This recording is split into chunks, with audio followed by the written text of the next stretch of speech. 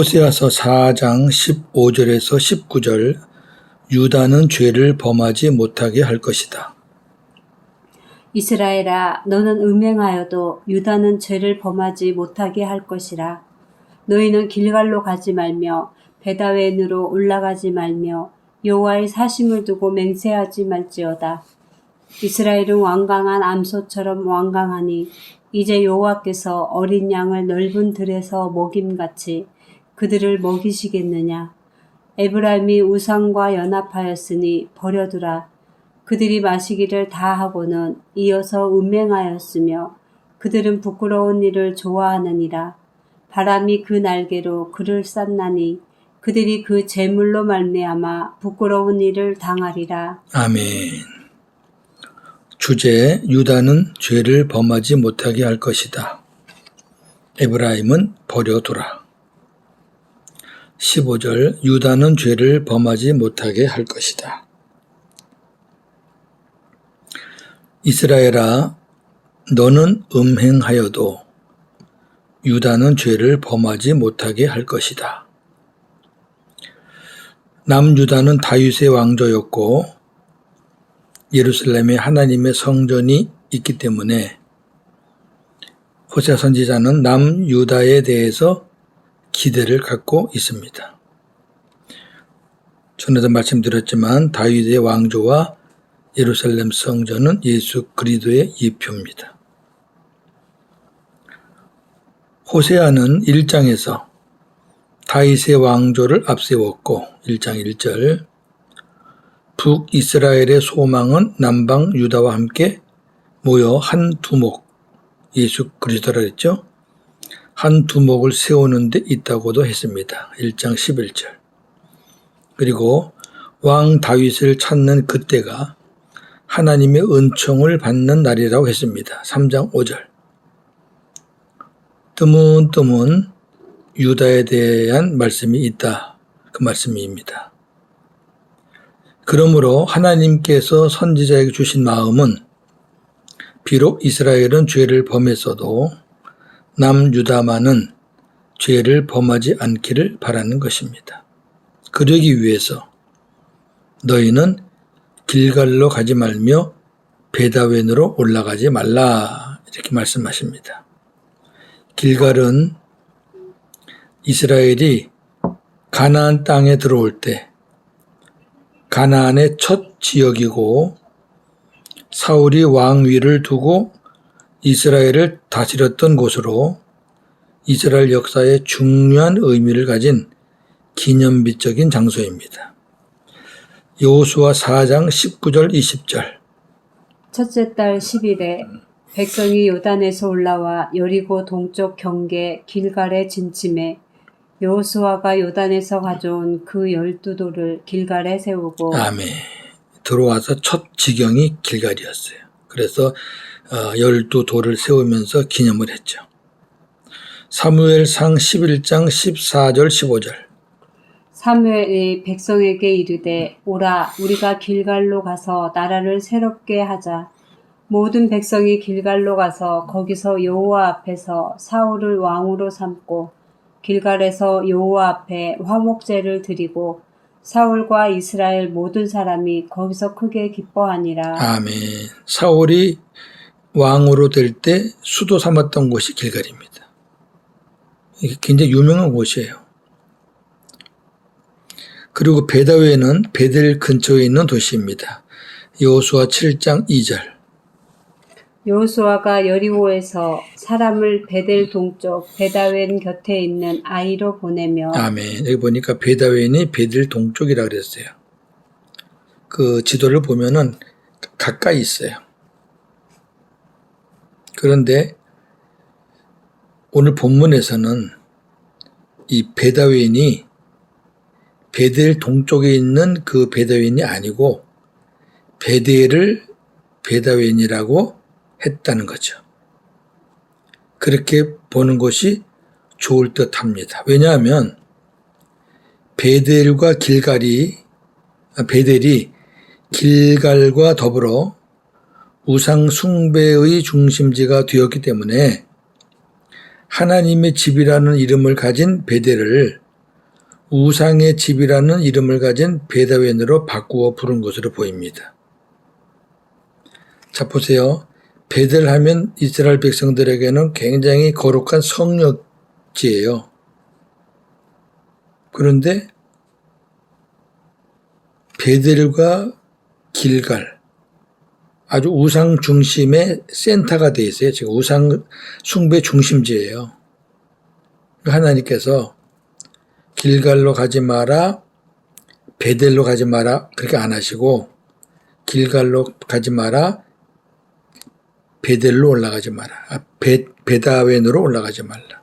베델을 베다웬으로 바꾸셨다는 거죠. 왜 그런가 하니까 베델은 하나님의 집이라는 이름이고 베다웬은 우상의 집, 우상의 집이라는 이름을 가지고 있었기 때문이에요. 하나님의 마음을 우리가 볼 수 있죠. 왜 이렇게 기록하셨나. 길갈과 베델이 엘리야와 엘리사 시대에는 선지 학교의 중심지였습니다. 그 선지 학교가 있었어요. 열왕기하 2장 보시고 4장 38절 참고하시면 좋겠습니다. 그러나 호세아와 아모스 시대에는 우상 숭배의 중심지가 되어 있었습니다. 아모스 4장 4절. 너희는 베델에 가서 범죄하며 길갈에 가서 죄를 더하며 아침마다 너희 희생을 3일마다 너희 11조를 드리며. 아멘. 아모스 5장 5절. 베델을 찾지 말며 길갈로 들어가지 말며 부엘셀바로도 나아가지 말라. 길갈은 반드시 사로잡히겠고 베델은 비참하게 될 것입니다. 아멘. 옛날 베델, 옛날 길갈이 아니에요. 완전히 우상 숭배 중심지가 돼버린 거예요. 따라서 길갈로 가지 말고 베다웬으로 올라가지 말라는 말은 우상 숭배하는 곳으로 가지 말라는 것입니다. 길갈은 바퀴, 굴러가다라는 의미를 가진 곳으로 평지입니다. 베델은 하나님의 집, 베다웬은 우상의 집이라는 이름을 가진 곳으로 높은 언덕 위에 있습니다. 베델에는 가짜 성전이 있었습니다. 너희는 여호와의 사심을 두고 맹세하지 말라. 이 말씀은 원래 하나님은 이스라엘이 하나님의 사심을 두고 하나님의 삶을 두고 맹세하는 것을 기뻐하셨어요. 원래는. 자, 예레미야 4장 2절. 진실과 정의와 공의로 여호와의 삶을 두고 맹세하면 나라들이 나로 말미암아 스스로 복을 빌며 나로 말미암아 자랑하리라. 아멘. 이랬었는데 이스라엘이 하나님을 버리고 우상을 숭배한 이후에는 맹세하는 것을 금하셨습니다. 이제는 맹세하지 마. 너희들은 나를 버리고 이제 우상을 남편이라고 여기니까 이제는 내 이름을 언급하지 마. 그렇게 하신 거죠. 16절에서 19절. 에브라임 북이스라엘은 버려두라. 이스라엘은 완강한 암소처럼 완강하니 이제 여호와께서 어린 양을 넓은 들에서 먹인같이 그들을 먹이시겠느냐. 16절입니다. 완강하다는 말은 완악하다, 미쳤다는 의미입니다. 이스라엘이 완악한 암소처럼 미쳐서 다루기가 힘들다는 것입니다. 목자를 따르는 어린 양은 자유롭고 풍요한 넓은 들에서 먹일 수 있지만 이스라엘은 완악하기 때문에 그렇게 할 수가 없다는 것입니다. 마음이 완악해지면 귀를 닫고 눈을 감게 됩니다. 마태복음 13장 15절. 이 백성들의 마음이 완악하여져서 그 귀는 듣기는 둔하고 눈은 감았으니. 아멘. 안 들으려고 그러고 안 보려고 그래요. 마음에 다른 것들이 꽉 차 있으니까. 또 마음이 완악해지면 다른 신들을 따라가게 됩니다. 예레미야 13장 10절. 이 악한 백성이 내 말 듣기를 거절하고 그 마음에 완악한 대로 행하며 다른 신들을 따라 그를 섬기며 그에게 절하니 그들이 이 띠가 쓸 수 없음 같이 되리라. 아멘. 마음이 완악하니까 다른 신들을 따라가는 거죠. 에브라임이 우상과 연합하였으니 버려두라 17절입니다. 이 말씀은 아까 유다는 범죄하지 않게 하겠다. 에브라임은 버려두라. 완전히 반대입니다. 성경에서 에브라임은 북이스라엘의 수도를 말하기도 하고 또 북이스라엘 자체를 가리키기도 합니다. 오늘 본문에서는 북이스라엘을 가리킵니다. 에브라임이 우상과 연합하였다는 말은 이스라엘이 우상과 짝이 되었다. 우상과 하나가 되었다는 의미입니다. 버려두라는 말은 이스라엘이 우상과 연합한 그대로 두라는 것입니다. 하나님의 심판 중에 무서운 것 하나가 그대로 두시는 겁니다. 하나님께서 인간의 완악한 마음을 그대로 두시면 인간은 임의로 자기 마음대로 행하게 됩니다. 시편 81편 12절. 내가 그의 마음을 완악한 대로 버려두어 그의 임의대로 행하게 하였도다. 아멘. 그 무서운 거예요. 그래, 너 한번 마음대로 살아봐. 너 하고 싶은 거 다 해봐. 그런 얘기거든요. 자, 그럼 마음에 하나님 두기를 싫어하는 인간들을 임의로 살게 내버려 두면 어떤 일이 일어날까요? 로마서 1장 28절에서 31절에 자세하게 나와 있습니다. 하나님을 떠난 인간이 자기 마음대로 살 때 일어날 일들.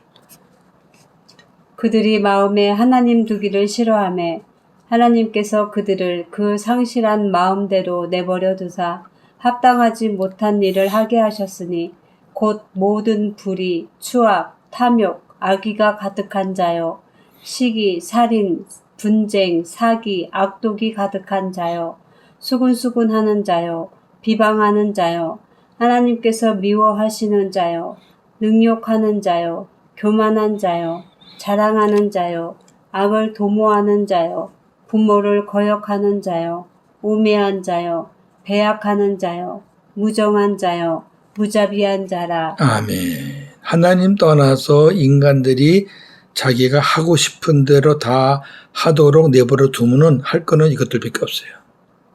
엄청나죠. 그들이 마시기를 다하고는 이어서 음행하였으며 그들은 부끄러운 일을 좋아한다. 18절입니다. 이스라엘은 우상제단에 분향하고 그리고 종교의식을 행한다는 명분으로 포도주와 독주에 취해 음란한 행위를 저지르면서도 아무런 죄책감 없이 즐겼습니다. 오늘 보세요. 좋아한다. 이스라엘은 이런 일들을 이미 경험한 바 있습니다. 시편 106편 28절 29절. 그들이 또 부올의 바알과 연합하여 죽은 자에게 제사한 음식을 먹어서 그 행위로 주를 경노하게 함으로써 재앙이 그들 중에 크게 유행하였도다. 아멘. 크게 유행했대. 그러니까 한두 번 한 게 아니에요. 한쪽 구석에서 한 게 아니에요. 총체적으로. 19절. 바람이 그 날개로 그를 쌌나니 그들이 그 제물로 말미암아 부끄러운 일을 당할 것이다. 4장 마지막 절입니다. 바람이 그 날개로 그를 쌌다. 바람은 강력한 위력과 파괴력을 의미하는 하나님의 심판을 가리킵니다. 이스라엘이 마치 바람에 날리는 겨와 같이 쭉정이같이 되어서 흩어진다는 것입니다. 시편 1편 4절 6절에 악인들의 결말이 이렇게 되어 있습니다. 악인들은 그렇지 아니하며 오직 바람에 나는 겨와 같도다. 그러므로 악인들은 심판을 견디지 못하며 죄인들이 의인들의 모임에 들지 못하리로다. 무릇 의인들의 길은 여호와께서 인정하시나 악인들의 길은 망하리로다. 아멘. 그대로 됩니다. 날개는 하나님의 인도와 보호를 의미합니다. 이스라엘이 출애굽하여 가나안에 갈 때 하나님의 날개로 받고 업어서 날랐습니다. 그렇게 표현된 데가 있죠. 신명기 32장 11절 12절. 마치 독수리가 자기의 보금자리를 어지럽게 하며 자기의 새끼 위에 너풀거리며 그의 날개를 펴서 새끼를 받으며 그의 날개 위에 그것을 엎는 것 같이 여호와께서 홀로 그를 인도하셨고 그와 함께한 다른 신이 없었도다. 아멘. 이스라엘 백성들을 받고, 어미가 새끼를 받듯이 받고 그 다음에 업고.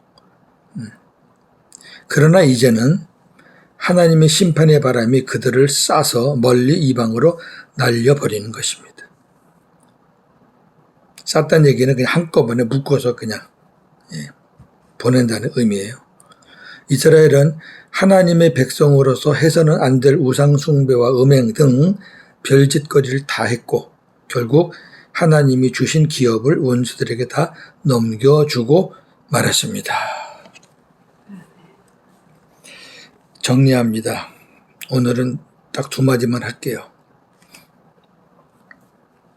남유다는 죄를 범하지 못하게 할 것이다. 사랑과 긍휼의 말씀입니다. 북이스라엘은 그대로 버려두라. 추상같이 두려운 말씀입니다. 우리가 복음을 모르고 율법으로 살거나 하나님을 몰랐다면 두 번째 음성을 들었을 거예요. 그대로 버려두라. 그러나 우리 안에 예수님이 계시고 우리가 이제 복음의 사람이 됐잖아요. 그럼 버려두지 않으시죠. 끝까지 지켜주시죠. 우리 안에서 죄 짓지 않도록 도와주시고 생수 부어주시고 사랑 부어주시고 주님의 마음을 주셔서 죄를 멀리하게 해주시죠. 하나님의 사랑과 예수 그리스도로 말미암아 구원받은 것 감사하면서 오늘도 복음으로 승리하는 저와 여러분 되기를 주님의 이름으로 축원합니다. 아멘. 하나님, 남유다에게는 죄를 범하지 못하게 할 것이다. 북이스라엘에게는 그대로 버려두라. 우상과 연합하였으니 우상과 하나가 됐으니 그대로 버려두라. 얼마나 무섭습니까? 결국 북이스라엘은 하나님이 주신 그 가나안의 기업을 원수들에게 다 빼앗기고 말았습니다. 남유다는 어려움들이 많았지만 다시 예루살렘으로 귀환해서 메시아 예수 그리스도를 이 땅에 오실 수 있도록 하나님께서 지켜주셨습니다. 이제 이 땅에는 많은 사람들이 있지만 결국 두 가지 아니겠습니까? 예수 그리스도로 인하여 구원받을 사람과 그렇지 않고 심판받을 사람들. 오늘 말씀의 내용은 참 추상과 같이 무서운 말씀이지만 우리는 남유다의 초점을 맞춰서 말씀을 보며 적용하기를 원합니다. 왜? 우리는 예수 그리스도와 하나가 되었기 때문입니다. 감사합니다. 오늘도 복음으로 승리하는 하루가 되게 하여 주시옵소서. 예수님의 이름으로 기도하옵나이다. 아멘.